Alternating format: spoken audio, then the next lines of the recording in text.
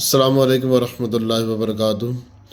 دوستو، ایک مسئلہ جو نا گھروں میں بالکل عام ہے اور بہت زیادہ ہوا کرتا ہے، اور تقریباً ہر گھر میں ہر شخص ہوا کرتا ہے،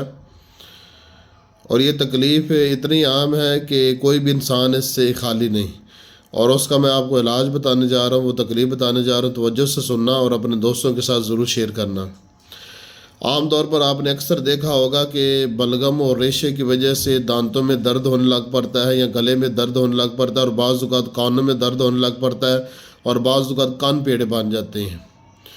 تو اس تمام صورتحال میں دو چیزیں ہیں جو کہ بہترین رزلٹ دیتی ہیں اور مریض کو تقریباً 10-15 منٹ میں آرام دیتی ہیں، جبکہ مریض اس سے پہلے جو نا وہ بڑی درد کی شدت کے ساتھ جو نا وہ تڑپ رہا ہوتا ہے۔ آپ نے کرنا اس طرح کہ ایک گلاس پانی لینا ہے اور ایک تنبے کا بیج لینا ہے اور مریض کو کھلا دینا ہے، اور اس کے فوراً بعد ہیپر سلف 200 طاقت میں اس کی ایک خوراک ہے، مریض کو آدھا کپ پانی میں ڈال کر دینی، یہ آدھا کپ پانی میں اس کا ایک قطرہ ڈال کر پلا دینا ہے۔ انشاءاللہ اللہ تعالیٰ کے فضل و کرم سے 10 منٹ کے اندر اندر گلے کا درد اور کان کا درد، کان پیڑے اور یہ جو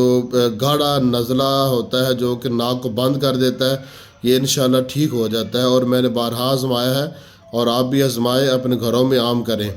تنبے کے بیج آپ کو کسی بھی بڑے پنساری سٹور سے ملیں گے، 50 روپے کے لا کرنا، وہ گھر میں رکھ لیں، اور ایک ہی بیج دینا، ایک سے زیادہ نہیں دینا، اور پانی کے ساتھ دینا ہے، اور پانی 1-1.5 گلاس لازمی دیں۔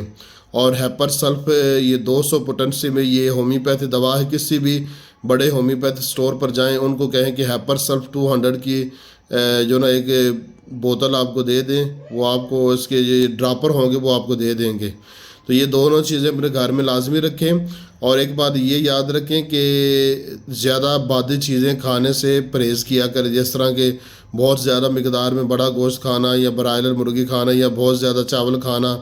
یا بہت زیادہ جو نا وہ بنانا کھانا، اس طرح جو بادی چیزیں ہوتی ہیں، اس طرح گوبھی اور آلو ہوتا ہے، تو جو بادی چیزیں ہوتی ہیں وہ ایک مناسب مقدار میں کھائیں، بہت زیادہ مقدار میں نہ کھائیں، کیونکہ اس کے بعد بہت ساری تکلیفات ہوتی ہیں۔ تو دوستو، اپنا خیال رکھنا اور اپنے رشتہ داروں کا خیال رکھنا، اور ایک دوسرے کو نیکی کی تلقین کرتے رہیں، اچھائی کا درس دیتے رہیں، اور برائی سے روکتے رہیں۔ تو اپنا خیال رکھنا۔ اللہ حافظ۔